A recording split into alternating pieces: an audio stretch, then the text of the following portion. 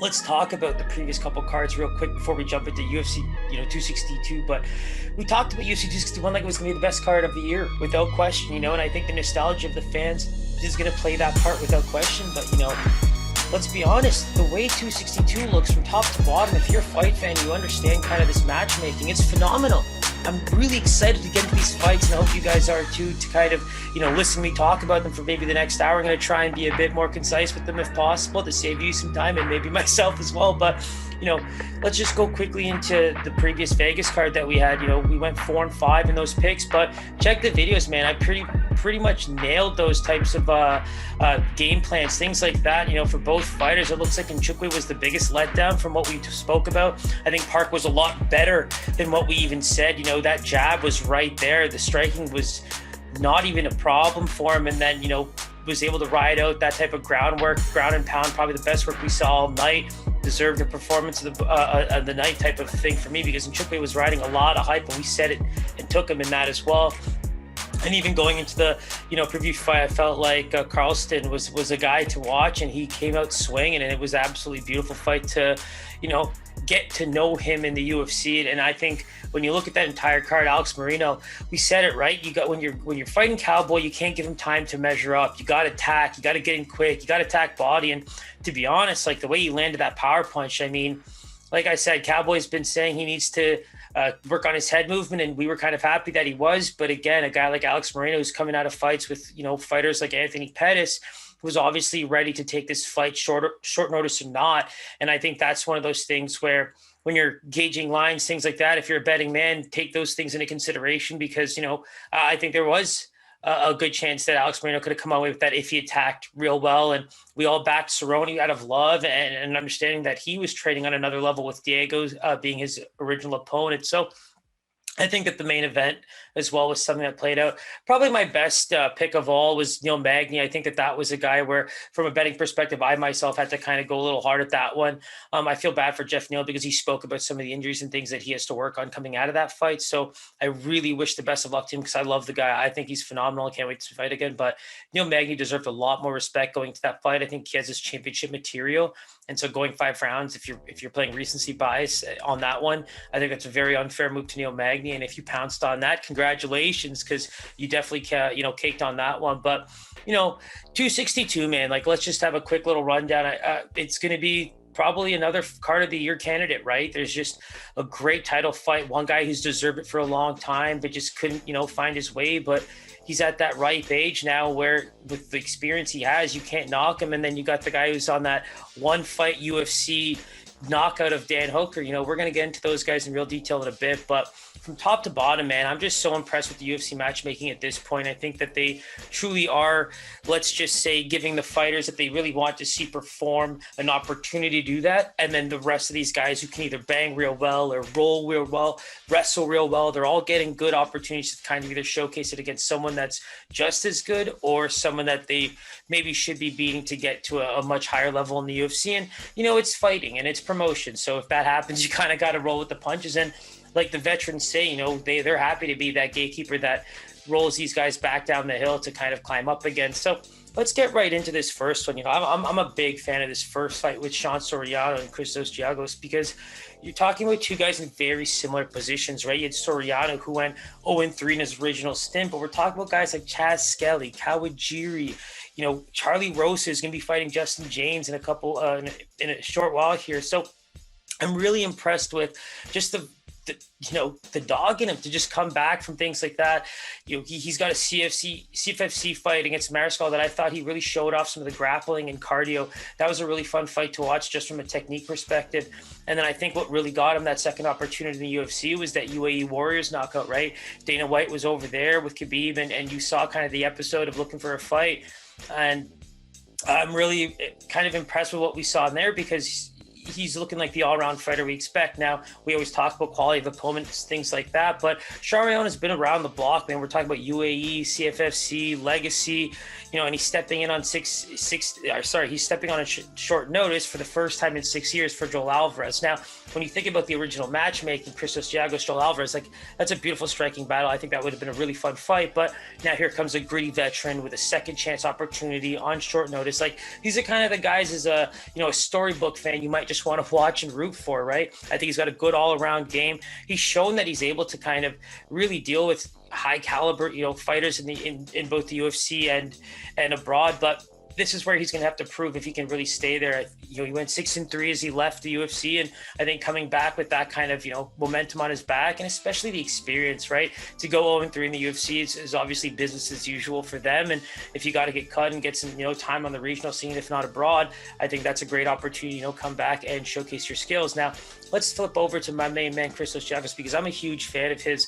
I think that this is a guy that's finally getting his dues. I got an Instagram post about him, just a quick little touch on what he's kind of been through in his career. And he's an absolutely wonderful fighter, because when you talk about having 2 stints in the UFC, I mean, this guy's first stint was against Gilbert Burns in terms of a debut fight, and then his second stint was against Charles Oliveira, who's now going to be fighting in the main event for the title. So you can kind of see where Giagos has gained a lot of experience. We talked about it. I'm going to touch on it with Priscilla Kucheta with Valentina Shevchenko, but these are the kind of fights where you lose, you're still learning a whole lot of stuff when it comes to the fight game and, what it feels like to be in there with the best of the best. And I think in his case, that's a huge edge he has going into this fight. Now, when you look at some of the tape, he gets a little tired. The Drakkar Klose fight, a couple of things he did real well. He neutralized those leg kicks. Klose has really, really powerful leg kicks. He's a great wrestler, and he's got powerful hands, man, and the cardio is always there. So I think what really happened to him was,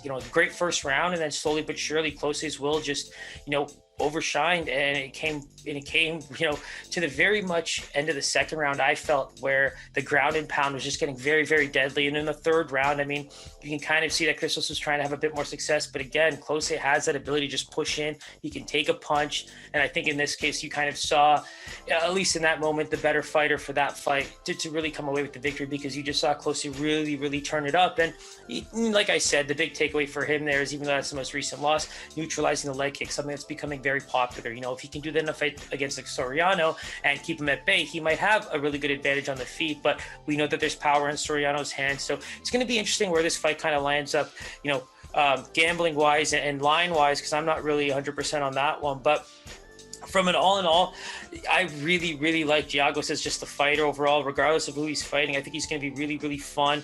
We talked about the loss to Oliveira in his second stint, then he beats Hirota and Hadzovic, then he lost to Klose. So, he's having a bit more of a better run this time around in the UFC, and I think he's young enough to kind of showcase what he can do against, maybe not so much the title challenger type of fighters. And then, he went 2-1 in ACB, and funny enough, his only loss there was to Shamil Nakayev, who's now an undefeated fighter in Bellator. So just the little things to kind of take away from his game.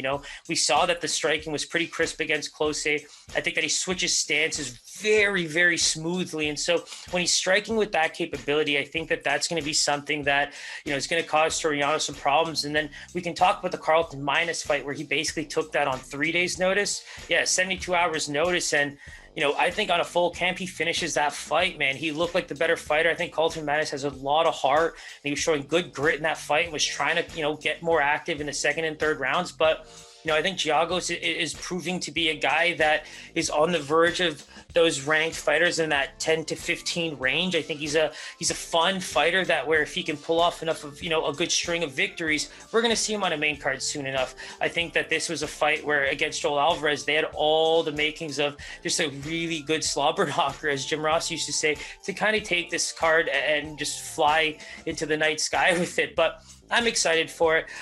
From a betting perspective, I think that it's hard not to go against a guy like Giagos because, like I said, we're talking about Gilbert Burns on the first stint. Then he loses to Chris Wade, who's a PFL standout, and then Josh Emmett, who I believe is one of the most underrated fighters in the UFC. It's just unfortunate with the injuries. We just don't get to see him enough. That Burgos fight, another fight we'll get into a little later, but that's one of the best fights of the pandemic you'll ever see. If you haven't checked that out, please go do that. But I think this is going to be one of the most underrated fights, and we're going to know why when fight night rolls around, because I think it's going to be one of those, like, he could finish, or it's just going to be a huge gritty war for 3 rounds. And going and looking at the lines, I mean, you know, I'm not seeing much here, but it looks like Giagos open as a -220, and he's coming in, and Soriano's coming at a +180 dog. I'm not seeing much movement, pretty much the same, and I agree with those lines. In fact, if you're, like I said, a gambling man looking for a parlay ting, I mean, Christos Giagos is not someone you can sleep on. I think the experience speaks for itself. And if you're a guy that knows that durability and cardio are the only kind of real things that you maybe need to shape up to be able to kind of look your best in the seconds and third rounds, if you're taking damage early on, I think that's a great opportunity for him to improve on, especially with the full camp. So get excited for that fight. I think it's going to be absolutely phenomenal. And I mean, let's roll right into that next one where we got Kevin Aguilar and Tucker Lutz. Now, Tucker Lutz is a guy that got featured on our, a little late May prospect watch. If you haven't checked that out, feel free to do so. It's got a top 10 for, the fighters to look out for in the next couple of weeks here as we close out May. But Tucker Lutz came in on that list, and I think for good reason. He reminds me of a really raw Jimmy Rivera. He likes to use the boxing and getting close. And what's funny about his boxing is I felt like he likes to use the clinch like a real boxer. Like when he feels any kind of danger, he's really good at wrapping you up real quick if he's not getting his combos off. And I think even more than a guy like Rivera, he actually uses his wrestling a lot more. I felt like in the back-to-back Dana White Contender Series fights, you saw him kind of impose his will. Now, funny enough with him, you kind of saw the power a lot more before he kind of jumped into, the bigger pond with guys that are fighting for, bigger shots of the Dana White Contender Series. And the thing about those kinds of fighters, if you can't land big early, you really want to see them being able to impose their will in a different way come later rounds. And I don't feel like he gasses very much. I think that he looks really good, especially for the type of style that he has. I think he's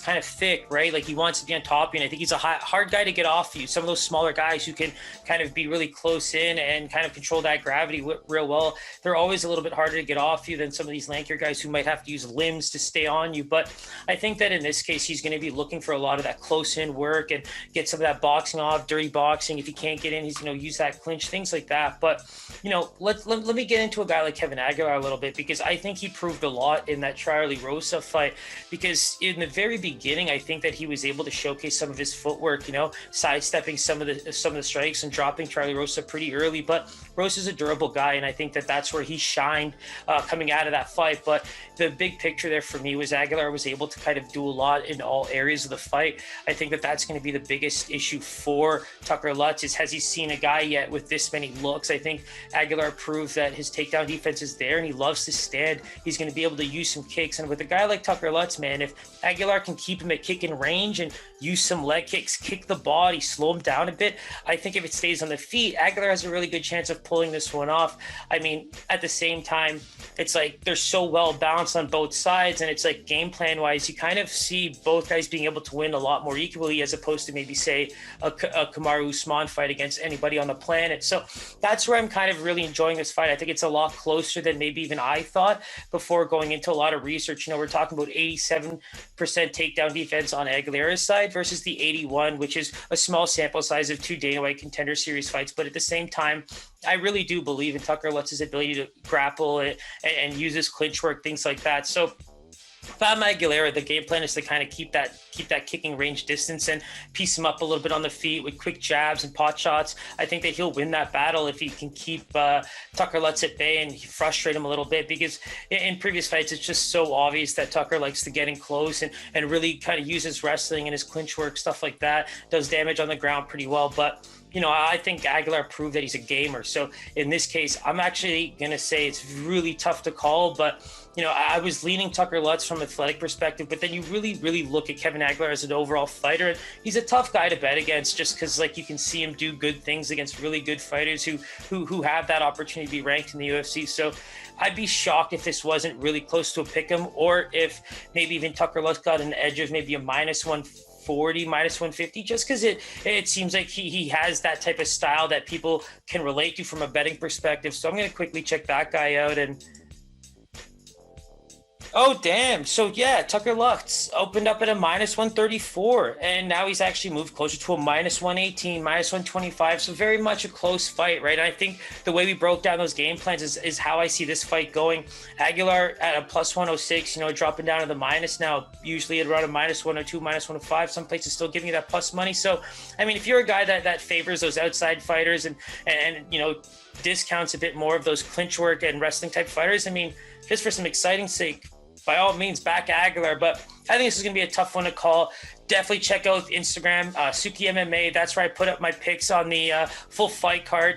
Usually goes up around Saturday, an hour or two before the fights. I know it's a little bit late, but I'll try to get that out a bit earlier. But I like to use the weigh-ins. I like to use as much tape and as much, even media as possible to kind of make that final call, even though it's just a pick 'em. It's not like you're going to bet on every single fight. It's just fun if you're putting in the work to kind of know the fighters that well. And I love this shit more than anything else on the planet. So family and MMA, let's get it.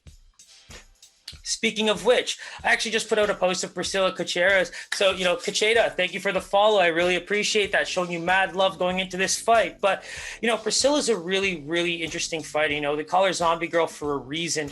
I have not seen a woman that can go just forward pressure, no matter what kind of damage she takes. I was really impressed with the fight against Luana Carolina. Now, the only thing I would want to kind of go against her was she wasn't able to kind of get in there and land more. I think that she's a bit more of a wild girl. So when it comes to that technical skill, that's maybe that area where she can improve on just a bit, because I felt like with the blows that she's able to take, it just, the timing and things like that against a good kicker like Luana Carolina, it was really tough for her to kind of get in close and do some real damage. But I kind of spoke about it on Instagram, but the 0-3 loss, I mean, those fights were really interesting, I think, because she kicked off her UFC career against a girl like Valentina Shevchenko. Now, again, that's not just any Valentina Shevchenko. She just lost to Amanda Nunes for the second time and moved down to 125. So literally, she was in the fight that created the bullet and probably the greatest 125 fighter you'll ever see. So Cacheta had perfectly, as an example, one of those fights where a loss is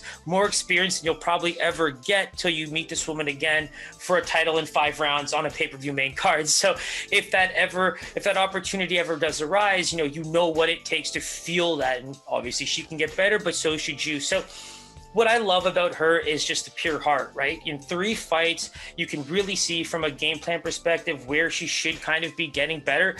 But I think that in the Shayna Dobson fight, you finally saw her be able, and that's what I'm talking about UFC matchmaking. I think that that's a great case where shorter strikes from Shayna Dobson, not throwing many kicks well.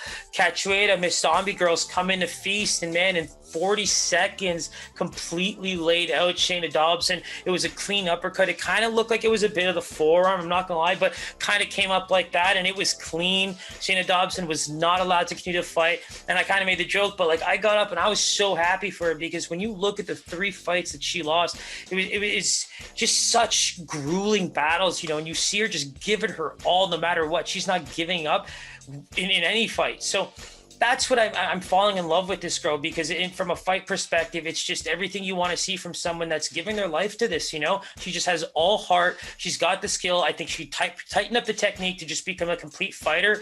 And I mean, the takedown defense is actually quite underrated. So I'm enjoying that part of her game. She has 0 takedowns, or 69% takedown defense and 0, takedowns. So this is a stand-up girl. Like, she's going to want to really push the pace and keep the fight standing. And when you talk about a girl like Gina Mazzani, I mean, I don't think there's a better game plan to take, because Gina Mazzani is going to look to take this fight to the ground 100%. If you look at her previous fights against a girl like Alvia, the strikings, those powerful strikers from Brazil just have their way sometimes. And those knees and the knee to the body and the strikes right after, kudos to Mazzani for trying to keep going after that knee, but she was buckling as she kept trying to go forward, and Avila was able to finish on strikes. So I really enjoyed that fight, because it was kind of an Avila coming up party. I really like watching her fight, but Mazzani's a great grappler, right? So now you go back into the fights where you can watch her utilize all 3 rounds, be able to get fighters to the ground. That's where her forte is, and I think that it's improving striking that we're seeing from her, but at the same time,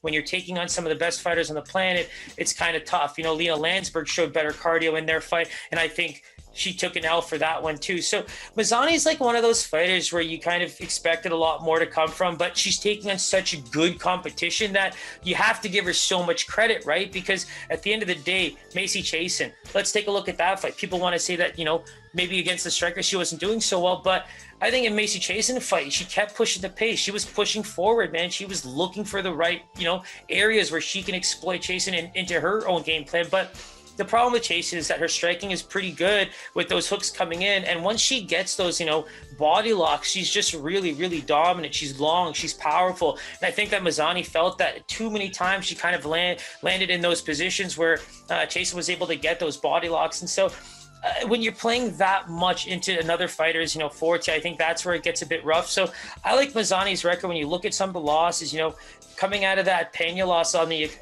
tough season, I think that it's really good experience against Sarah McMahon. We talked about the Avila loss, the Chiasson and Landsberg. So Ostovich was a huge, you know, improvement for her, right? It was just such a notch on the belt for her to be like, yes, I can do this. And I think that that was a fight where we saw her do what she's really, really good at. Striking's getting better, but Ostovich is a pretty good grappler, right? Like, I thought that she really showed off some reversals and good grappling skill, but Mazany took it to her in that fight and was able to finish in that third round. So for me, I think that these are the fights where she kind of needed to get an opponent that was, you know, also in a similar position as her, because when you're starting to take on the best of the best that quickly in your life, it's just like, it's a really tough go, right? And I think that that's at a 7-4 record, she's going to start seeing a bit more of the competition where she can build that UFC career. And I think that in this case, exploiting that grappling, getting Cachoeira to the ground. I mean, do not stand with this girl. From a power perspective, I would be blown away if Mazany could knock out Cachoeira, because that would be a huge notch on her belt, let alone getting this fight to the ground and showcasing her submission and her grappling and dominance from a ground and pound perspective. But to drop Cachoeira, something that, you know, even Valentina Shevchenko made the game plan switch to be like, you know what, I don't even care to stand with this girl, because she not only kind of throws crazy, but I'm noticing that she could just take a punch and walk forward, just goes right into her wrestling and just ground and pounds the crap out of her to be able to get that victory. So that's a similar situation I would probably employ for most fighters. You know, Luana Carolina was able to pull off a really surprising fight, but I think the kicks played such a role there to avoid a lot of the damage that Cachoeira can do. And I mean, I don't know if I'm going to say that Carolina and Mazany's kicks are on the same level. Now, if she can get through some of the Cachoeira strikes and get this fight to the ground, she should have a pretty good advantage there. So unless there's massive blows coming in, you have tape like Shayna Dobson to show that Cachoeira, you know, how she's throwing her big power strikes. So I think that there's enough areas for Mazany to kind of pull off a victory if she can avoid some of those blows, because you know what Cachoeira is bringing. But again, you know, talk about a puncher's chance and taking on some of the best fighters in the world. You know, obviously I'm going to say that Cachoeira is an underdog, but surprise, surprise, am I a little biased? Maybe, but I think that she has that puncher's chance, and some of that technique goes unnoticed because against a fighter that's really going to look to take it to the ground, maybe she lands a couple blows that can set up something pretty nice. But yeah, I mean, I'm obviously, you know, along those lines, I didn't think it would be this bad, but Gina Mazany, man, coming in minus 199, I guess was the opening line, but pretty much a clean minus 120, or sorry, a minus 220, 225 favorite. Priscilla came in at plus 171. Now she's about a plus 170, plus 175. I mean, if you're on one of these books, I can get them at a plus 185, plus 190. I mean, I might as well consider laying that just as a sprinkle, because, you know, and that's what I like about Cachoeira. I think that she has that puncher's chance. You know, Mazany, that's the only area where we've seen her kind of struggle, right? Good, powerful strikers that can pick the shots when she gets in close, because she's looking for those takedowns, right? But I think that working with a person like Eric Nixick in Extreme Couture, man, that's one of the madmans that I love. I watch so much of his tape because you can see what he's doing to fighters, right?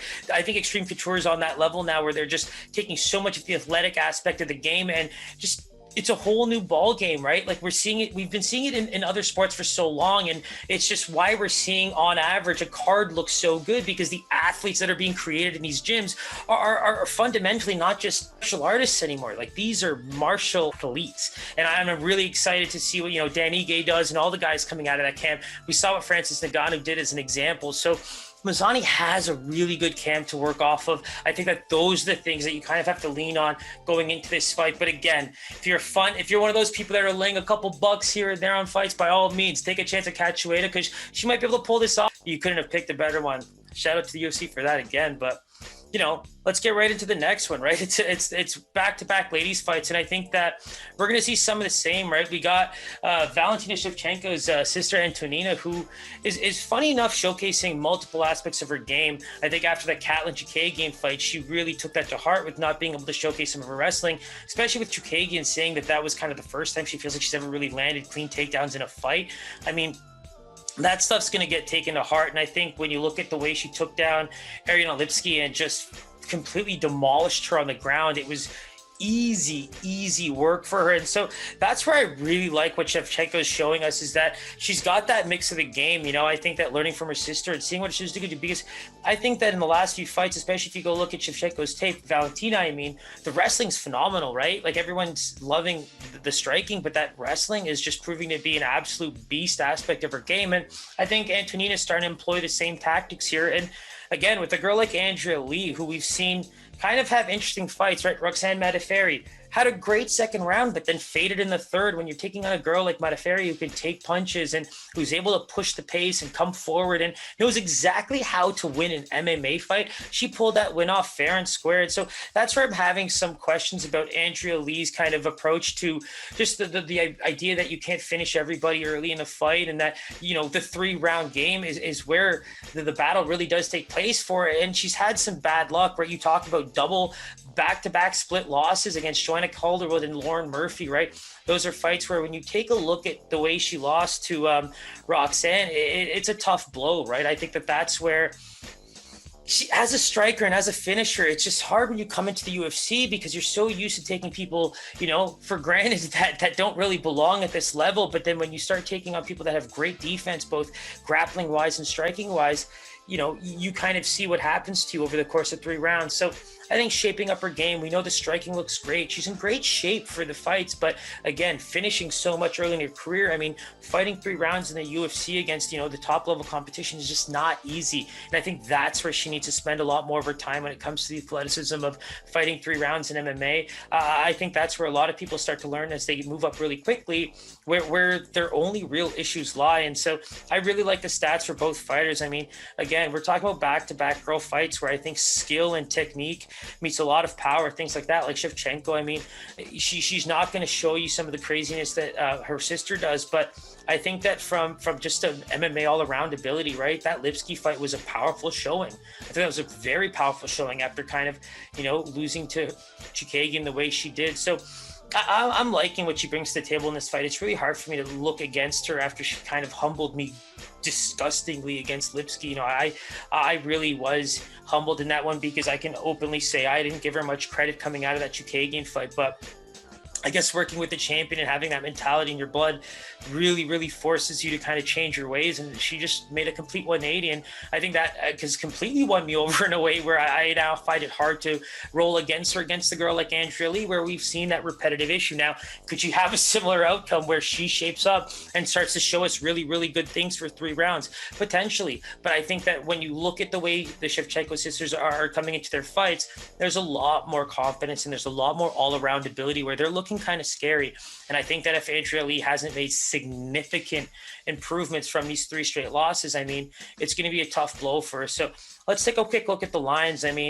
Again, open it up -190 favorite for Shevchenko. We can't really argue with that, right? Based on some of the tape that we've seen over the past. But Andrea Lee, kudos to her, opening at a +160 dog. People are betting that up like crazy. Now she's coming in at about a +105, +100. I think that's actually a much more fair line. I think it's hard to discount her to that level. I think Vegas got that wrong big time. And so obviously I think Shevchenko is going to probably hover up closer to that -130, because it seems to be betting up from that -125 a little bit. But I think that this fight's a lot closer, I'd say, than the last one, because if one lady's able to exploit her game plan, say in the previous fight with Mazany Kocheda, it should end up being a fairly one-sided fight. But whereas in this one, it's like when you look at the way both girls are able to really kind of gruel out a 3-round fight, if there's no real finish or if one of them gets exploited a bit, I think you're going to see some heart, you're going to see some grit, and that's what makes this a fun fight for me personally. So expect a banger. I think both these girls are going to have some fun with it. And,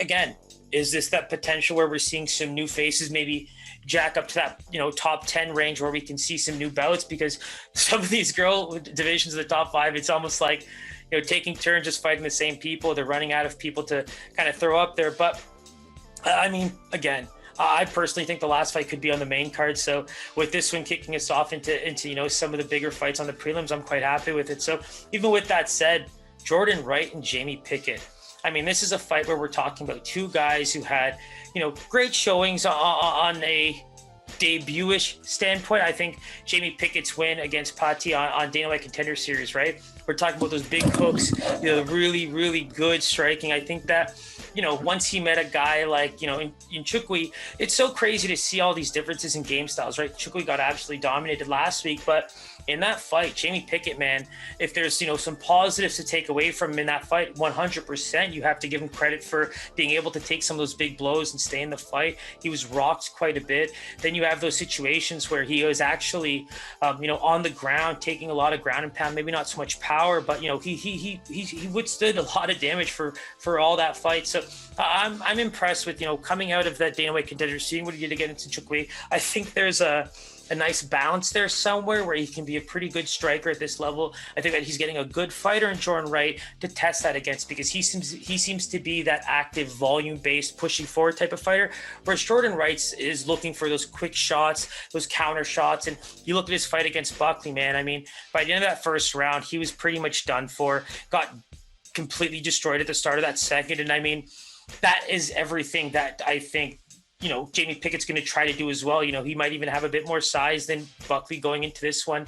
And, Jordan has to be more confident. He has to bring that confidence back in terms of his striking to keep guys at bay. He's got to use his kicks more. I think against a guy like Ike Villanueva, who we're seeing turning into a much better fighter than he was against Jordan Wright, but that's kind of what he did. I think he was able to utilize the distance a bit more. He didn't let the fight get too close into boxing range, and even against the fence, he fought Buckley's fight and paid the price. I think that if he's able to avoid those quick rushes by Pickett, if he's able to get him into the later rounds and maybe exploit him with some good pot shots, good jabs, kicks to keep him at bay, hit the body a bit, get him tired. I think if you want to showcase that striking a bit, this is the perfect fight to do it.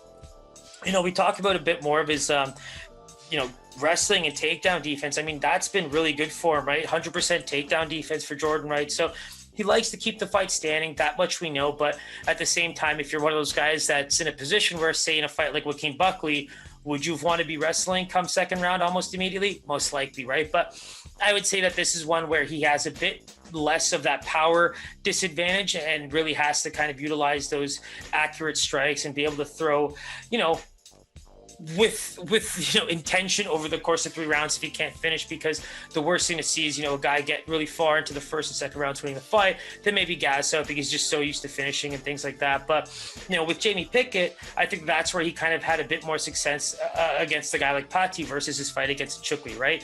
We saw him smell blood, we saw him go in there and attack with those big hooks, whereas in his fight with Chookagian, I mean, he got rocked a couple of times but was able to stay in the fight. So that's where I'm kind of hoping that we can see a bit more from both these guys. It just, you see him do really well against guys that maybe they should be doing really well against, and then doing very bad against guys that they should be a bit more competitive against. And so that's where, for me, I think that Jamie Pickett has a bit more to prove, because we just saw what happened to Chookagian against Park, who I think is a phenomenal fighter anyway. One of my favorite nicknames in the UFC, by the way, the Iron Turtle. But again, you go back and look at Jamie Pickett's classic fighter, right? Going into the Dana White Contender Series as a finisher, now fighting against top-notch contenders in the UFC. So we got to see some more of that action. They got to push the pace against a guy like Jordan Wright, man. You've seen what guys can do to him when they're pushing the fight to him and making him uncomfortable. And with Jordan Wright, man, use those kicks, keep these guys scared, man. Make sure they're not, willing to just run past your kicks and your punches to get right into you and start getting into boxing range and filling you up a little bit, getting up against the fence. Because even though your takedown defense looks great, I think that there's opportunities here where you're leaving yourself open and getting hit a little bit. So I like that this fight's probably going to be as close as possible, because you're just seeing very similar ways for both these guys to kind of win. And when that happens, I think that that's where you have the closest thing to a pick'em in MMA. So I'm going to say that this one has to be within minus 150 of either guy. It's hard for me to pick right off the bat. Like I've said, check out, come Saturday, Sooky MMA on Instagram. That's where all the picks are going to be up for the entire fight card. I got to get my juices flowing. I got to watch the weigh-ins. And so, we're going to keep that streak going as much as we can. I feel like we've put in that time and since we started doing this. So, let's take a quick look at, wow, this line's pretty much moving, identically throughout. So you got Jordan Wright and Jamie Pickett as minus 111, opening at the same time, moving to minus 115. So I'm liking the way this fight looks. I probably won't touch this fight. I kind of like the under in case, Jordan Wright does land, and Jamie Pickett seems to have some of that power. And both these guys have been able to get rocked in their UFC careers. So I would actually consider the under. I don't think that's a bad bet. At the same time, you got to check the line, see what you feel. If you're a big juice guy that just likes to lay a little bit on big dogs, that's probably not your bet. But I think that this is going to be a fun fight. For any fight fan that just likes to watch guys throw down, if they don't finish, man, this fight's going to be just an absolute barn burner for 3 rounds. So enjoy the fights. I think those ones are going to be absolutely great to kick them off. And, we got Mike Grundy and Lando Venata. That's going to be pretty much what ends off the prelims. They've restructured the cards a little bit. Ronaldo Souza and Andre Muniz could end up being that last fight as well. But I'm really excited for this one. I think that Mike Grundy's coming from, not only a great camp, but in his 2 fights at the UFC, he's been able to experience quite a bit. We talked about guys who take on really tough competition. Grundy's fight against Movsar Evloev.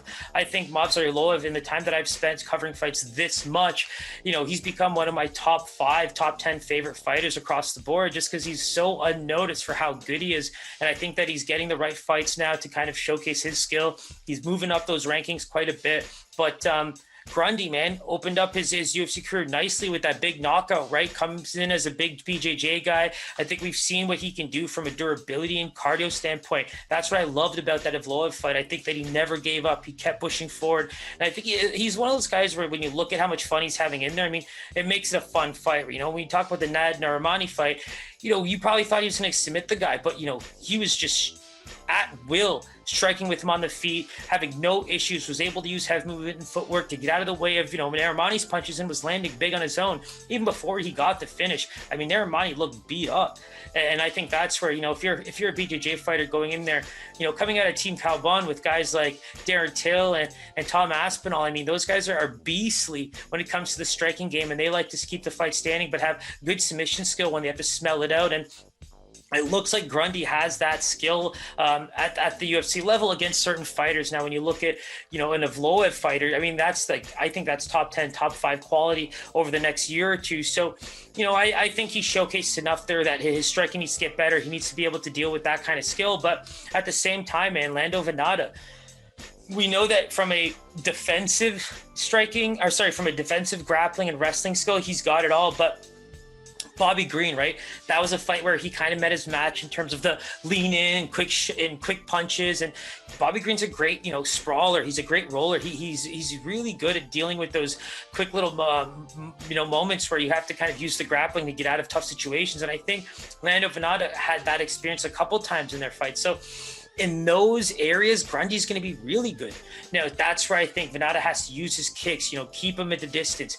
I think that Venata's timing, when he's watching guys circle the octagon, he's always looking for those big spinning power shots to be able to get guys out of there. So there's areas for Venata to be able to win this fight. I think that we've seen him in the past just take a lot of damage. You talk about some of the leg kick damage that he's taken in previous fights. Those are the areas where if you want to neutralize him, chopping away at him, it seems to do really, really well for fighters. But I think that Grundy has a pretty good game plan here, but if he's not able to kind of get in close and use some boxing and get the fight to the ground, maybe use some ground and pound to tire up Venata. The thing about Venata is he takes damage a lot. He keeps his hands low, but that's his style of striking, and I think that he lands well.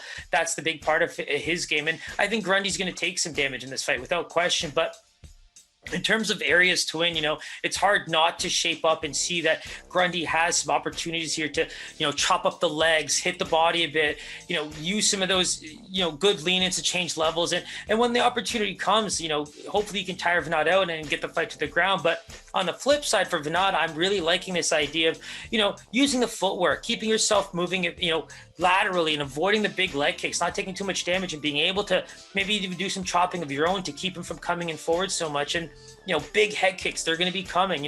If Grundy's not careful, they could land big. You look at some of the guys that Venata's already fight, Tony Ferguson, David Tamor, Dragar Close, like these are massive names in the UFC. And, the Diakiese fight is the one we're kind of referring to with the leg kicks. I think that was one where if you're going to take a game plan for someone, especially now with Venata, I think that's a great one. But like I said, I think that we know who the striker is, we know who the grappler is, but we've seen both guys do both pretty well against certain level competition. So you just have to see if these guys are at that level now against each other. And so for me, it's a really tough fight to call, man. I'm leaning Grundy just a bit because I think he's on the come up, but Venata's just always been such a gamer, man. And when you look at the loss and the types of guys he loses to, I mean, Bobby Green, man, he's just a weird part-time superstar, right? He shows up so well in some fights against the toughest guys, but he can never really get the wins that traject him into that top 10, top 15 area where you can start seeing some of the bigger names to fight. But in this case, let's look at the lines. I think that it's going to be interesting if it's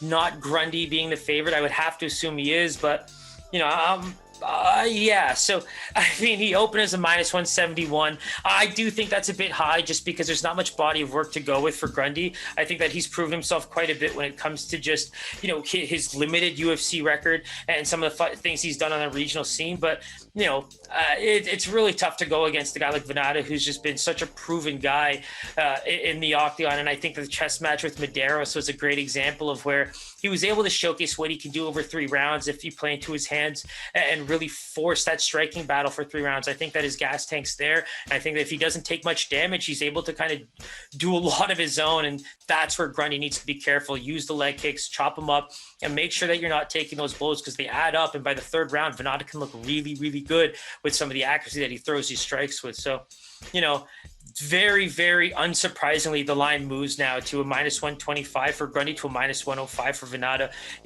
In MMA world, to me, that's basically a pick 'em. I would say anything under -130 to me is pretty close because it seems like even for Vegas, they don't really give a guy that +100 or higher in terms of dog if it doesn't surpass that area. So, I mean, very close fight, tough to call. If you're able to pick this fight, the last fight, and if you're able to pick the last 3 fights, doesn't matter who you are, luck or not, that's a great feat. So make sure to announce that, maybe throw it in the comments or something. I'd love to know. But, let's get into some of these big name fights now, man. As much as I want to kind of move quickly into this one, because as much as I loved Ronaldo Souza, I think this is a fight where you're seeing him take that last opportunity to really see if he belongs in the UFC. He's another guy similar to, like we said about Venata. When you look at the losses, I mean, they're big names, but you have to tell yourself the last real big win was against Chris Weidman. It's been like 2-3 years since then. And now you're seeing him go up against, some of the guys who are not doing well against the top 5, but are finishing him in the way they did in Kevin Holland, right? That's where you have to say, yes, is Ronaldo Souza outside of the top 10 right now? It seems so. There's some real good, hungry fighters right now, at least in that top 5, top 6, where I think there's killers now where if Souza's not on his A game, he seems to be, on the outside looking in. Now, with Muniz, you have a guy with good length. He has pretty good striking, but I think that the power is not really there. The big thing for me is the jiu-jitsu. I think he's one of those classic guys that's willing to take a good amount of damage to be able to lock in some good submissions. If you're not careful and get too hungry with trying to finish him, he's going to make you pay. I think we've seen that a couple times in his career.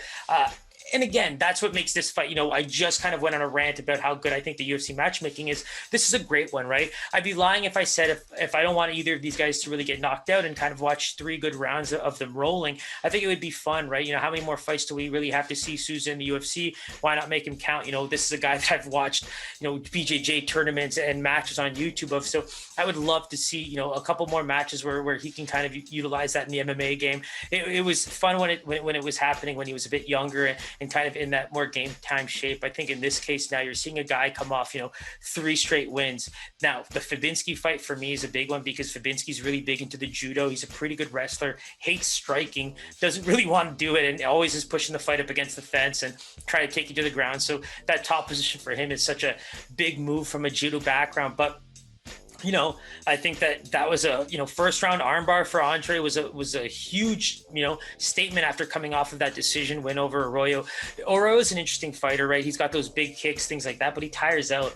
And, Darren Wynn, who's such a big time wrestler, was able to really have his way with him. And then prior to that, the Taylor Johnson, contender series fight, that was one where you really see him just take so much damage. And even in the announcers, they're kind of, really talking about Taylor and how much power he's got behind the punches and how much, how good he looks with just pushing that pace, things like that. But, Muniz wasn't taking much damage at all. And he was able to lock up a submission pretty well. That was a very, very impressive fight. Obviously got the contract. Now he's, back-to-back contender series fights that led into his 2-0 UFC record. So that's the best part about his game. I like that he's actually had that kind of experience already.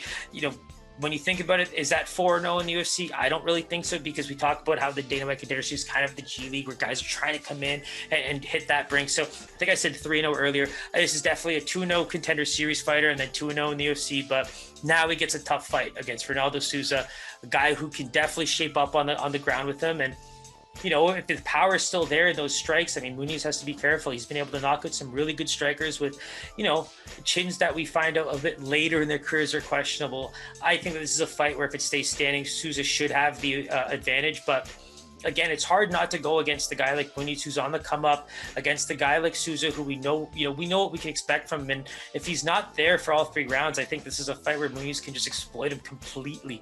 So, we'll take a look at the lines right now. I think there's pretty good understanding of, who these fighters are, what they've accomplished already in their careers. I think that Souza's in big need of a win, especially some of the more recent losses that he's had. But looking at these lines, I'm hoping that there's some competitive advantage here, but my bad.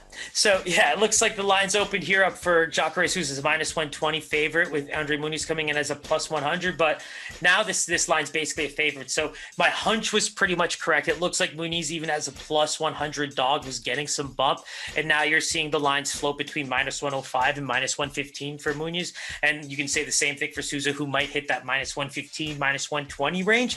So, if you're the vet guy, if your heart gets into it, like I said, I have no idea who I might pick. I'm leaning Muniz from a business perspective, but heart might get in the way. I might not publicly want to take a guy like Souza. So, if there's a betting advantage here, I would definitely say a potential under looks really good. I think that Muniz is able to end this fight in the early rounds if he can get it to the ground, especially if Souza's tired. But Souza's got the striking, and if for any reason he's able to get this fight to the ground as well and work some ground and pound and not really feel threatened by the submissions, I think that's a fight for Souza to win. I think it plays right into his hands. So the pick'em makes sense. Whichever way you're leaning, I'm hoping to find out. Be sure to leave them in the comments, but check out Sooky MMA on Instagram for my final picks come Saturday.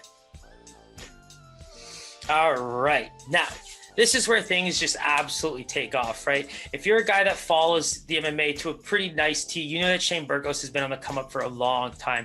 And like I said, I brought his fight up against Josh Emmett just recently, but that's a very, very fun fight. Now, it's also a huge kudos to Emmett for the injuries that he sustained and for what he pulled off in that fight. But Shane Burgos' boxing is really, really good. And I think that when you see him fight certain guys, because he just completely pushes forward, and if you're not able to deal with that, which Emmett is actually really good in the striking department, I think that he has zero fear and just the grit and durability of an absolute monster. But in this case, you're seeing the same thing from Burgos, who outside of the Emmets of the world, I think that he's able to push the pace to the way he wants. The boxing is always crisp and always there for 3 rounds. He does get hit a lot, does keep his hands a little bit, but I think it's part of the style. I don't think he's taking too much damage to the point where he's not kind of trying to land himself.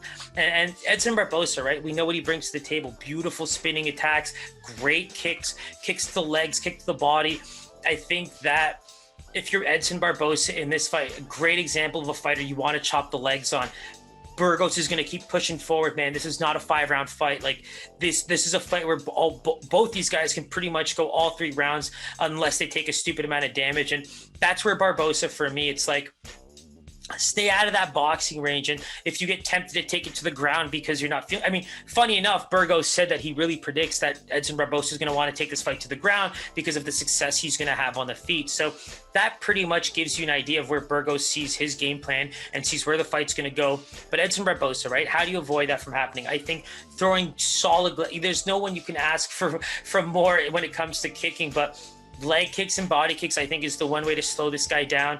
I think that the hand movement is there to block some of the head kicks. But again, I think of any fighter who can kind of sneak them in there, it's definitely Edson Barboza. So again, we're talking about matchmaking, right? We got a guy who's going to keep pushing the pace and come forward and use his boxing skills to really wear on you versus a guy who's got, top tier kicks in the UFC pound for pound and really has to use them to avoid kind of getting into Shane Burgos's range and where he can kind of really do some damage, because we've seen Barboza in those fights, right? Where he does take a lot of that boxing style damage, where he does wear it pretty poorly and then does kind of get beat up for the next couple rounds. He just isn't all there, but the heart of both these guys is what's going to make this fight really fun. Don't be surprised if these guys are the ones that win the fight of the night bonuses and stuff like that. I think that there's just no question for me that I think this is the fight that just makes things exciting as hell moving forward for the rest of the night. It's hard to pick too, I'm trying to really figure out which guy I think can exploit the other one pretty quickly. I think that Burgos is just recency bias for me, just the guys he's been fighting and the performance he's had. The Cub Swanson split's really the thing that was closest, but the one guy to completely knock him out was Calvin Kattar, who just fought, Max Holloway in an absolute bloodbath. But, since then, 3-1, only lost to Josh Emmett, who, again, I truly believe that if he was able to stay healthy, that's a guy that would have fought for the title without question, or at least been in a title eliminator fight. But those are the guys that Burgos is losing to. So that really is for me where you have to ask yourself, is Edson Barboza at that level? Is he having some kind of a second awakening where he's now taking out big time prospects like Burgos, who's slowly becoming a contender? Because you're looking at Edson Barboza's record, you have the Dan Hooker win, which was a beautiful body punch, but then Gaethje, Felder, Ige, decisions, split decisions, all that kind of stuff. For me, I don't think this guy should go anywhere for the rest of his career. Exciting fights, right? Anytime I see split decisions against Paul Felder, I mean, I can watch that fight in my head and know it was absolutely exciting and fun as hell to watch. So for me, the Amir Khani fight was a huge win, notch on the belts. Those are the fights that, we talked about Mazani and Ostovich. Same thing, man. Like, these fighters are taking on championship level fighters. Dan Ige, to me, is approaching a top 5 level fighter. So Edson Barboza now is in a position where he's coming off of the Amir Khani win and now has a chance to take on another fighter who's in that realm of top 10s that's fighting for that title shot, where he can prove himself and say, no, you know what, back down a little bit. It's my turn to try and see if I can get back to that level. I'm excited for this fight. You need to be excited for this fight. It's going to be a striking battle. I don't see this fight going to the ground at all. And if it does, it's 100% going to be a defensive thing. Like, I don't see them going from an offensive perspective to the ground. You look at the takedown defense on both sides. Shane Burgos, man, 89% takedown defense versus Edson Barboza's 78%. The cool thing about Burgos, man, in his UFC fights, 100% takedown accuracy. The guy is a volume fighter in everything he does. He's one of the most exciting fighters pound for pound, and he does everything well, man. 5.81 strikes absorbed, but the guy lands at 7.31. That's the output that we're seeing from a guy like this, and he doesn't slow down. You have to end him, and that's where I think like a guy like Josh Emmett is a complete outlier. His heart, his grit, his durability is what keeps him in fights, and his striking power is just on another level, and his accuracy is there. And that's where I think, like, kudos to Burgos for going the distance with him and trying to pull off that win. This is going to be an incredible fight. I hope you're excited for it because it's going to take us right into the Katlyn Chookagian and Viviane Araújo fight. Now, this is an interesting fight to have on the main card. I'm trying my absolute best to be respectful in that sense because I think that for how much I've seen this card shake up, it's just surprising to see that this one moves into, that, fourth or third fight of a pay-per-view card of this caliber. But I think that's what they're trying to do, right? This is where you have that perfect fight that's trying to promote two fighters that have a chance at a title shot where they need new faces. Katlyn Chookagian absolutely got destroyed by Jessica Andrade. Now, the fact of the matter is Jessica Andrade is a phenomenal fighter. She's a champion level fighter, not championship, like she's a champion. So for me, Katlyn Chookagian had a really nice awakening in that fight to know that this is what it feels like to fight the championship level fighters. She lost to Valentina Shevchenko already. This was a great fight for her to be able to see what the next step looks like, because the Antonina Shevchenko fight, we've talked about it enough, exploited that takedown defense of Antonina's at the time, was able to utilize some of her new skills as a takedown artist, if you will. But now it's time to put it all together. I think Viviane Araújo is a fighter that's going to obviously have a strike, like a length disadvantage here. But if she's able to get past those kicks of Katlyn Chookagian's and maybe those pot shot type jabs and the stick and moves, she's going to have a lot of success on the feet. I think that she's the better striker, at least from a hands perspective, accuracy, power, things like that. And, it's a tough fight for Katlyn Chookagian only because I think that she's struggled with the powerful Brazilian style, strikers that are able to push forward. Now, the differences with Andrade and Viviane Araújo is I think that there's a great grappling factor with Andrade. I don't think Viviane Araújo has that level of grappling. And the big thing for me is, you look at the Cynthia Calvillo fight, Katlyn Chookagian's going to come into this fight as a very confident striker. I think that she was able to really embarrass Calvillo in certain areas of the striking department because she was always first. And I think that when you're first and you're showing that an opponent's getting hit before throwing, that's probably one of those things that stand out to a fighter watching themselves again, right? If I'm in a fight, or if I'm even just sparring and I'm looking back the tape and I'm noticing the guy's always first, I'm slow, or I'm not thinking quick enough, or I'm not firing fast enough. So that's a disheartening factor as a striking specialist. And I think for Katlyn Chookagian, it's the opposite. She's noticing that, especially against smaller fighters, that if she times it well, she's able to get off first. This is a great fight for her to use leg kicks and body kicks. I think that it's the perfect way to slow down an Araújo who's going to be trying to lean in, throw big power shots. That's where we've seen her have a lot of success. DC was absolutely raving about her in her previous fights, and I think she deserves it, right? The big thing for me is that she's shown all around ability so far. I think Katlyn Chookagian's gonna be one of her toughest fights, but great counter hooks that complement something like 64% takedown accuracy and 94% takedown defense. So for me, when I'm looking at the types of fighters that Araújo's fought, but also the types of skills that she's bringing to the table, I think Katlyn Chookagian's stick and move style, use the footwork, stay bouncing on your feet, use the kicks to slow her down and keep her at bay. Because I think that if she gets into boxing range, there's just too many things that Araújo seems to be able to do well that could pose problems for Katlyn Chookagian. Now, that's where I can still see her being somewhat of a favorite, or if this is a pick'em, I think this fight should be a pick'em because Katlyn Chookagian, for me, can't have enough success on the feet from her hands and her kicks. But if the kicks start landing, it's going to open up the feet. It's going to open up the hands a lot more, and it's going to frustrate Araújo, who might start turning into a much more indisciplined fighter, trying to throw big bombs, which I think Chookagian has the sense to kind of deal with as a striker. So I'm excited for that side of the fight. If it goes to the ground, I'd be very, very surprised. And if it's Katlyn Chookagian who takes it to the ground, I mean, that's an even bigger surprise because it just goes to show that how much more confidence she has in her all-around game. And again, 94% takedown defense, not scared. And I think that on the flip side, if you see that Araújo can get past those kicks and isn't really feeling much of the power from Katlyn's side, this could be a long night for Katlyn Chookagian. So I'm leaning towards a pick'em. Let's take a quick look at these stats here, or I should say lines. And yeah, I mean, wow, I'm a little surprised that Katlyn Chookagian opened up a minus 160 favorite, plus 140 for Araújo as a dog, but clearly that line is moving in the right direction. You got a minus 135, minus 140 for Chookagian, plus 110, plus 115 for Araújo.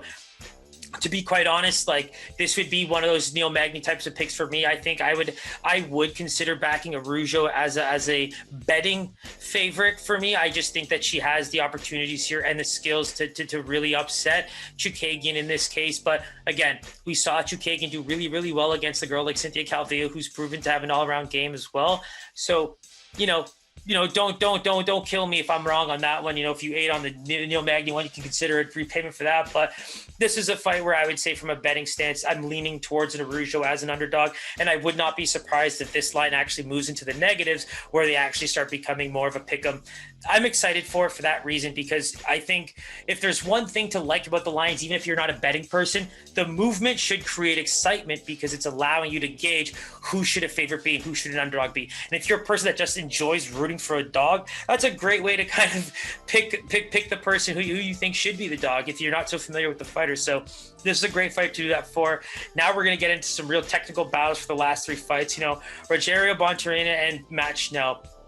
I think that this is for this fight and the last fight of Chookagian and Araújo. I think these are your prototypical, like, let's squeeze them in between some phenomenal fights that everybody's looking forward to, because we need to promote more women for these weight classes, and we also need to get some flyweights going. And I think Bontorin, when you look at the fight that he had against Kai Kara-France, I mean, the running joke is, Kai Kara-France, I've known him for so long that maybe I named my kid after him because my kid's name's Kai, but he's such a fun fighter, right? Like, I think that that's a guy that after that tough for all the flyweights, he's never been off of anyone's radar, that enjoyed that tough season and enjoys the smaller weight classes that are just so fast and lightning quick. But he's a guy that I'm excited to see get into the title picture again. I think that Kai Kara-France and Brandon Royval is a beautiful fight to have once again. Royval has such good experience under his belt, right? So when you consider where he should be in his career, I think he's going to be taking the right fights. And I'm excited to see this entire division kind of play out once the Marino and Figueiredo fight goes down. But for Bontorin and Matt Schnell is a great example of another guy coming off of a tough season where, maybe not winning the fights that he should, but he's seeing such tough competition.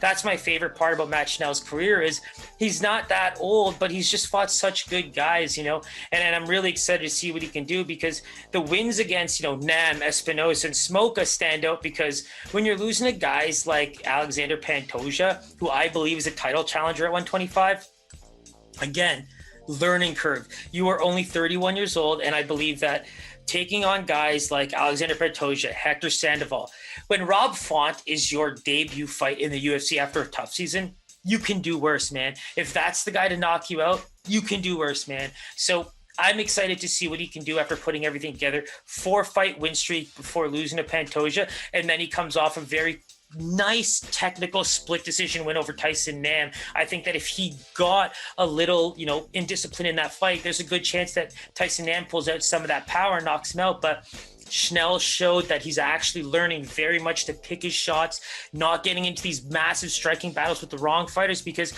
when you look at the losses that he has, man, he's getting finished in the first round.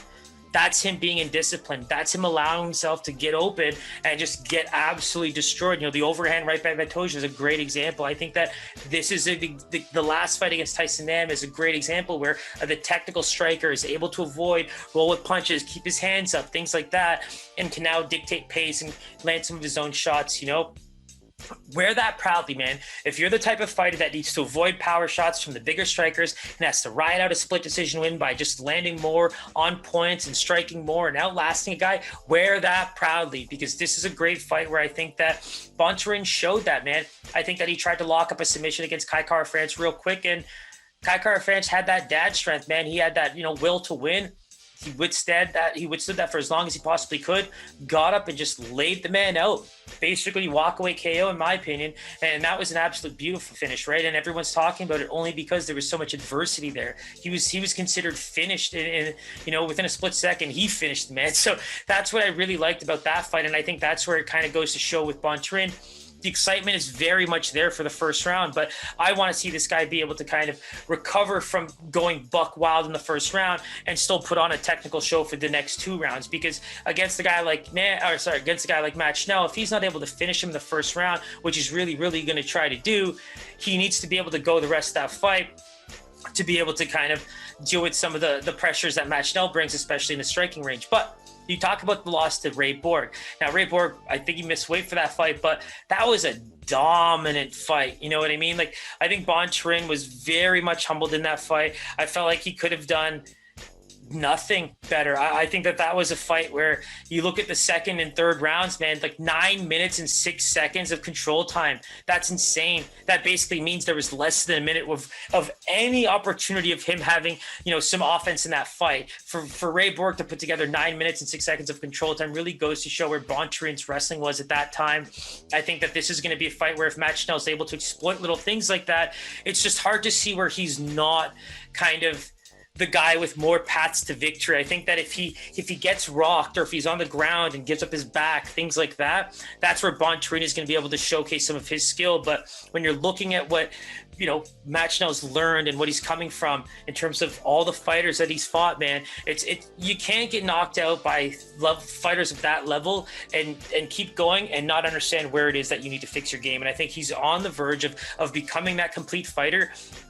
And this is a great fight for him to build those 2 wins again before getting back to that top tier class of the Pantojas and the Rob Fonts of the world. But I think the energy from both guys is going to be really fun. You talk about the Paiva fight. That was one where the energy and the striking was really nice for him. So that's what I want to see from Bontorin. It's like, don't commit too much. Keep an eye on where Schnell's going with the fight, because I think that's going to be something where if Schnell's able to dictate pace, if he's able to do kind of the pot shot and the points battle with him, it's going to be a frustrating game. And I think Bontorin's going to want to rush in, make him uncomfortable, get up against the fence, maybe work in some submissions late once you get some ground and pound in. Don't rush things like that, and don't put yourself in positions where you're going to gas yourself out trying to go for offensive submissions where you're either getting knocked out or just completely outworked for the next 2.5 rounds. That's where I can see him kind of losing the fight, but should be exciting as hell. Let's take a look at the lines. Matt Schnell, man, you can't argue with this. -130 opening favorite. Now looking at a -155, -165 favorite. Bontorin opened at a +110, and now he's looking at around a +130, +140. I can't disagree with that. I just think that Bontorin is showing that he does have some work to do when it comes to some of the top guys in the UFC. And the cool thing about Matt Schnell is when you're talking about the intangibles and what you can't call, in between fights and what the man's doing with his personal life or inside his head, that's where I think that Matt Schnell has a bit of an edge, right? So much experience under his belt, knows where he's found success as, with his fighting style, where he's been able to win fights in the UFC. That's where he's going to just keep getting better while also avoiding those opportunities to exploit himself into situations where he's getting knocked out in the first round. That's what I'm excited to see about, Matt Schnell. If he can get out of that first round, I think that this is going to be his fight to win. Let's see what Bontorin can do in that first round, because it seems like that's where he finds a lot of success as an exciting fighter. So I'm excited. I think that this is one, again, matchmaking, right? Bontorin's an early finisher. Matt Schnell finds success in the later rounds. Let's see who comes out of it. Wouldn't be surprised if this is a pick 'em by fight night come Saturday, but I'm excited. And, let's get right into the next two, right? Co-main event. I don't even know what to say about this one. I think that this is a scary fight for both guys because it's just hard to see either of them lose after all the work they've put into their UFC careers, right? You gotta be honest with yourself and say that with a guy like Beneil Dariush, man, if he doesn't pull off this win, I think the UFC is going to make him work really hard to get back into the title picture. And I don't think that's a knock on him, right? I think that's just business as usual. I think that's just business as usual where he's not the kind of guy that's like hella sellable for them. But, in terms of earning it, I personally don't think that he earned a title shot just yet. I think this is the perfect fight. When it comes to the 155 division, you have to fight one of these guys to get a chance at gold. There's no question. There's a long lineup. Justin Gaethje, Tony Ferguson. These are all the guys that are kind of your gatekeepers at the moment, and they deserve to touch gold too. So Beneil Dariush coming out of the Diego Ferreira, showdown that they've had, he obviously did that in a much more dominant fashion than the first one. And you look at the knockouts that he's had, straight dad strength, coming out of the Kai Kara France discussion. But once these men are having children, it's like they're becoming brand new fighters. I think you're seeing the resilience in Dariush legitimately inside the octagon. There's moments where you can tell that, he's probably not happy with himself and some of the decision making he's doing, but He's getting better at that. He looks like he's being able to pick his shots later in the fights when he's actually learning his opponent's range, gauging distance. That's where I'm actually really, really impressed with some of the improvements we've seen from Beneil, because that gauge of distance as a guy who's so good on the ground is what makes him such an exciting fighter now. I think that's where he's changing that narrative of not being one of those guys that's sellable, because guess what? If he pulls off one of those knockouts against a guy like Tony Ferguson, yeah, you could bet your bottom dollar that the UFC is going to try to get him a title shot as soon as they possibly can, because that's a guy that they're going to be excited to see fight. You go into Tony Ferguson's loss to Charles Oliveira. I mean, that first round was absolutely everything, right? Charles Oliveira pretty much destroyed that arm. It looked like it was compromised for the rest of the fight. And I think Tony did what he could to kind of come away with that win, but Charles Oliveira did what he had to do to kind of get that title shot. He's been hungry for a long time, and I think Tony's in a position now where he can kind of let go of that record that he put together. It was such a... Everybody just kept talking about it because it was the way to get him and Khabib into the octagon. And now you have the opportunity for him to do kind of a fresh slate in terms of just chasing that last opportunity at UFC Gold. I think that he has a really good chance in this fight if he avoids taking crazy damage, right? Don't play into Beneil's game. I think that his style is always considered the most unique, and it's really hard to adapt to. So keep him guessing.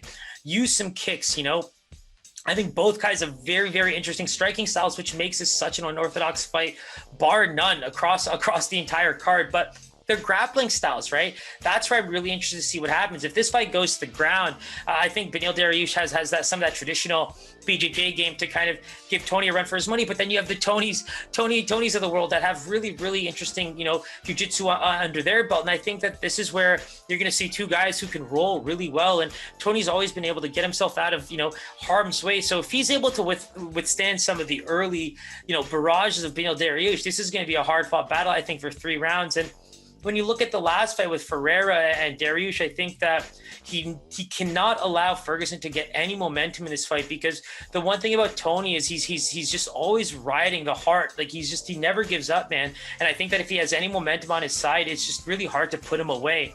And in this case, when you're a guy that's starting to get, really noticed for the power shots and getting, I guess, addicted to knocking people out, this is a guy that gets really hard to knock out as the fight goes on. And so, when you look at the Gaethje fight, despite all the damage he was doing, the guy just kept coming forward, and they just had to end the fight and just let Tony know, listen, man, I can't let this keep going anymore. And I think that there's an opportunity here for Beneil to do the same thing within 3 rounds if he's finding success early on, but not knocking him out. Now, for Tony, it's kind of similar stuff, right? Don't take these big shots, man. Avoid the damage. We love seeing you fight, but I think avoiding the damage is part of the game, and he just takes too many shots, but he's able to land, man. And in that Justin fight, you could see him getting some things off, but Justin was just way quicker. He was just the better athlete, and then I think that the footwork was too much for Tony. And in this fight, he has to be the guy with the footwork. I think that he has to get back to his old ways of just constantly moving and making his opponent guess, because I think that outside of that, in those traditional ways of fighting, Beneil Dariush is very sound. And I think that it's going to be tough to kind of throw him off of his game if you're not, showing him looks that he can't really, have to gauge and guess and really take some time to figure out how things look coming out the other side, because, I think Diego Ferreira had issues with that. I think by the time that second round rolled around, Beneil Dariush had a pretty good understanding of how he had to land and made him tired. And both these guys are just so close in terms of just, their actual styles and the way they fight, 59% striking defense across the board for both of them. So I think I want to see Tony not take as much damage for just the love of the game. But, it's hard for me to go against Beneil Dariush right now, because you see what he's been able to put together, and you have to kind of tell yourself that Tony's not the same fighter we saw put together that massive record. So as much as I want to say that this should be closer to a pick'em, it's hard not to lean towards the Beneil Dariush side as a favorite. I think that it has to be the way you go. His all-around game is just really something to marvel, and I think Tony is getting there in age, and he's just taking on absolute beasts. And unless that, a guy like Charles Oliveira, who's able to take him to the ground and exploit him in that sense, if you want to stay standing, we're seeing him lose in multiple areas against the best fighters, and a guy like Dariush is showing that he can do both. It's just a really tough fight for Tony, and I think that people might be sleeping on Dariush in that sense, but I mean, looking at the lines, like I actually thought that Dariush should be close to that minus 200 range, but he's coming at that minus 170, minus 180 range. You know, you got Tony at that plus 140. Some guys giving you plus 150. You know, I think he's got areas that he can win this fight in, but at the same time, it does seem very finite for him because of what we've seen, the diminishing skills on his end versus some of the guys that are, you know, fighting for titles. It's not that Tony can't win these fights. It's more that we're seeing guys kind of learn how to break him down and withstand some of the pressure that he brings, because Tony was the guy with the pressure. Tony was the guy that was throwing big shots and the guy you couldn't put away and the guy that was making, you know, the comebacks that everybody couldn't believe. So now we're seeing fighters that are just able to do it more consistently and avoid giving up that momentum shift and giving up that comeback. So if Dariush is able to do the same thing, which, you know, you look at his body of work and how he kind of becomes a new fighter come second, third round, it's tough to really go against him. And I think the lines suggest that as well. Going to be probably the most exciting fight on the card, bar none. You know, if it goes 3 rounds, I don't think there's going to be a more exciting fight. There's just no way to think that there will be. But I think that takes us right into the title fight. I mean, Michael Chandler is going to get criticized by a lot of people for the, you know, 1 fight UFC win, 1 fight, you know, 1 fight title shot. But you got to look at a guy like Khabib, who was able to retire the way he did after putting up the numbers that he did and be able to kind of still question being the GOAT. Maybe that's what fighting is nowadays, right? Maybe it's the quality over quantity. And maybe if he's able to string together a couple good defenses in a division that's just so hungry and full of fighters that want a piece, I mean, who's to say that he doesn't jump into that category in a good 2-3 year span, right? That's where I kind of give Michael Chandler a bit of credit. But again, we talk about the Pitbull losses.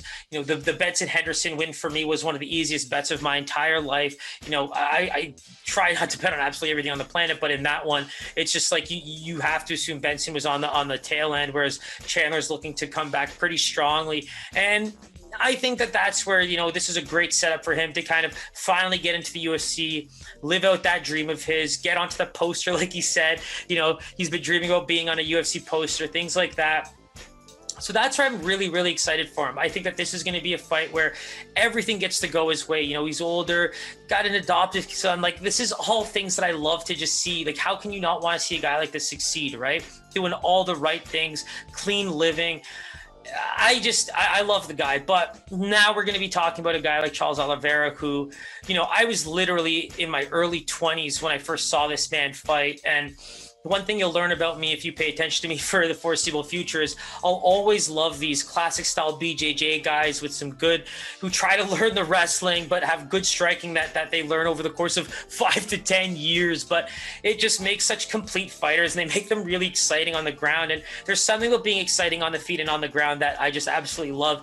For me, a submission is interchangeable, if not sometimes even nicer than a knockout, because I think a knockout can be a lot less technical than a submission, depending on, you know, how irresponsible the fighter that's getting submitted really is. But that's where it looks pretty no matter what. In this case, you know, he's going to be trying to look to get that fight to the ground a little bit. The one thing about Charles Oliveira is we've seen him be chinny, man. And I think that one thing that Michael Chandler's proving is with that wrestling, with that athleticism comes good knockout power, man. I think that he's been able to show on multiple levels that he's a complete fighter, man, and that wrestling is truly on a next level. We know that Kamaru Usman is actually pretty crazy with his, and you know, that hella popular video of them rolling together is something to marvel, right? Like that's 2 guys just flowing really well in wrestling, and you can just see the technical skill and the athleticism on both guys. I'm really excited for that side of things, because for me, one matchup you'll always see me, I was a big Matthews fan, so the wrestling base, I'm a big believer that the wrestling base is unbiasedly the way to go. But I love the clash of American wrestling and Brazilian Jiu-Jitsu, because it goes to show you how good someone's wrestling defense is against, say, the American wrestling style, but then also how good a guy's Jiu-Jitsu is once he gets the fight to the ground, because wrestling's all about managing that top game. But then the Jiu-Jitsu game is all about, you know, finding ways to succeed from the bottom, get yourself out of harm's way. That's where we're seeing 2 guys who are so damn good at both. So if you're telling me that I'm going to get to watch 5 rounds of these guys not throw a single punch, but then watch this BJJ versus, you know, American wrestling showdown at this level for a lightweight title in the UFC, sign me up. I'll sign twice by night. Please print here, sign here, date it down all day long. I think that's going to be my dream fight if it goes down that way. But if I'm Michael Chandler and I'm getting that good at striking on the feet, I've seen where Charles Oliveira might have some holes in his game as well. Sanford MMA, right? Henry Hooft. This is a kickboxing, kickboxing legend gym, kickboxing legend coach. And I think that's where you're going to see that evolution of a lot of fighters, right? Brendan Allen looked a lot better in his last fight, getting back to that confidence style fighting. And I think that you're seeing a lot of fighters that are coming out of that gym right now just become a lot better. And it's not just in the striking, but it's just a complete, like the athlete. We just talked about that at Extreme Couture, but Sanford MMA is on a new level with that. Rory McDonald looked absolutely phenomenal against Curtis Millender in his PFL fight. So great things are coming out of that gym as well. And you have to kind of give Michael Chandler that same credit, because his striking against, Dan Hooker, who does leave himself open, who wasn't even finished by Dustin Poirier, got absolutely destroyed by that punch. And that's dropping any human on the planet, right? Like, that's the whole point there. So it's nothing against Dan Hooker, but it's just all the power to Michael Chandler for having strikes like that. So where do I see Charles Oliveira having some serious issues, man? If Michael Chandler's dropping guys like that, and Charles Oliveira is not coming in very responsibly on the feet with his hands up and his head movement and footwork, rolling with punches like an absolute boxer, pure, like that's what you need to go into this fight as. If Charles Oliveira spent any time Brazilian Jiu-Jitsu, grappling, things like that, that's a waste of time at this point.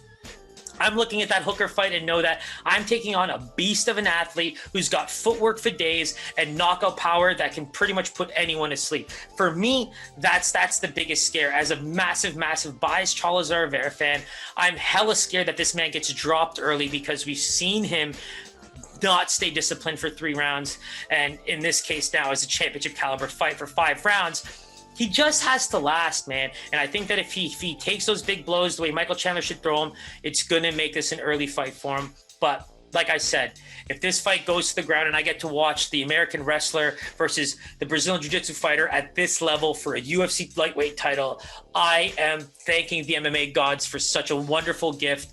And I hope you guys enjoy it too. If it goes that way, don't hate me for saying that or praying for it, whatever it is. I think that Charles Oliveira has a lot to prove in the striking department in this fight. It's getting better without question, but I'm sorry. From what I saw from Michael Chandler, like, there's not much more you can say than the fact that he looked incredible. I think the footwork, the placement, the efficiency, the power, it's the most perfect thrown punch that we've seen in a long time at that level of a fight, right? So yeah, as a big time Charles Oliveira fan, you can say I'm quite scared. I'm actually severely scared of how this fight's going to go. But again, we know where Charles can have success. The grappling opportunities will be there if he's able to withstand some of those power shots. And again, that body of work in the UFC, there's very, very few fighters that are even coming close to what he's accomplished. And that's what I like the most about the things he's done. I think that he has all of that culminating into one of the biggest, title fights of his career. One of the biggest fights of his career in a title fight against Michael Chandler. If he pulls this off at UFC 262, such a big card with so much riding on it, especially at the 155 weight class. I've been looking at his losses. Paul Felder 2017 was the last one. Ground and pound. Paul Felder's a beast, right? Ricardo Lamas, Anthony Pettis, Max Holloway. I mean, those are the recent losses in terms of UFC fights, and I'm going to cry. I'm in love with the man. But yeah, I mean, it's the reason why I love the style that I do. He is the reason. I love those guys that can just take the beating and go for that jiu-jitsu, and just, it's heart, man. It's all heart, skill, and mindset. And these guys just have the cardio. They have the ability to just do some real big damage from the back, and even when they're taking big blows. And it's just something that's the hardest thing to do, in my opinion. And that's where I'm excited to see what this wrestling showdown can do. Now, enough of me ranting. I feel like I'm now ranting. Let's take a look at the lines. Oh my. Wow. Okay. So Charles Oliveira opens up as a minus 163 favorite. Is that surprising to me? Yes. I think that Michael Chandler has actually done enough overall as a fighter to merit being somewhat closer, if not a pick'em. Plus 130 moving to a plus 105 now. I mean, I can get on board with that. That's pretty much my point here with Michael Chandler. I think that when you analyze him as a fighter, quality over quantity, right? You have to tell yourself from an unbiased perspective for Charles Oliveira, this is a fight where he's just done enough over the course of his entire 20 years of living. That decade of 20 years of living. He's put together now enough of a streak of wins since 2017 to merit that title shot. So that's where I think that the work has finally paid off. I do think this is going to be the hardest fight of his career because he's now taking on what we've called a bigger athlete, right? A guy like Tony Ferguson that he was able to dominate absolutely got dummied by a wonderful athlete like Justin Gaethje. That's where I'm seeing that the athlete is starting to take over in MMA. And that's where guys like Ferguson and Charles Oliveira, who are give me damage, and I will withstand that and come out with a win, are becoming very, very, very hard to back from a, smart fan perspective, because I just think that these guys are dying breed because there's smarter ways to fight. There's just smarter ways to fight, and you saw that in Michael Chandler. What Michael Chandler is doing in his fights is he's just the smarter fighter. And in this case, for him to be a plus 130 dog to me is kind of insulting. Seeing him move up to that plus 100, plus 110 range is a lot more respectable. I think this closes as a pick'em. I don't see any reason why it shouldn't. And I mean, we're going through the fights. We pretty much said half of these should close as a pickup. I think that it's fair to see where the line movement is going. Fans obviously jumped on the lines pretty quickly to get these moving. I completely agree with every single line movement on this fight card. So that tells me that across the board, close fights, fun fights. I gave you a couple things that I'm leaning towards in terms of, value picks. You got the Viviane Araújo at that plus 140 opening, now moving to a plus 110. I mean, if you're enjoying that value, I would hop on it. And then you have the Anthony Shevchenko's, open at a minus 190, now coming down to a minus 130. You're seeing that Andrea Lee's getting a bit more bump. I don't think that's a bettable fight, but I was just pointing out how Shevchenko opened up at such a big favorite and is now coming back down to even money. But Gina Mazzani struggling against big-time strikers, and Priscilla Cacheda having, that zombie girl style of pushing forward. I mean, something to explore, another dog that you might want to consider. But, for final picks, don't forget to check out my Instagram page, Sooky MMA. We'll have all the fight picks up by Saturday. I like to watch the wins. I like to get in my Zen mode to figure out what I'd like to take. That's definitely just the pick 'em. If you want any betting advice, by all means, send me some DMs. I wouldn't mind chatting about it. I love all that kind of stuff. But, as always, like, subscribe, hit that bell for notifications. We got plenty of MMA and UFC content going up, so stay tuned for more. Always a pleasure. Peace.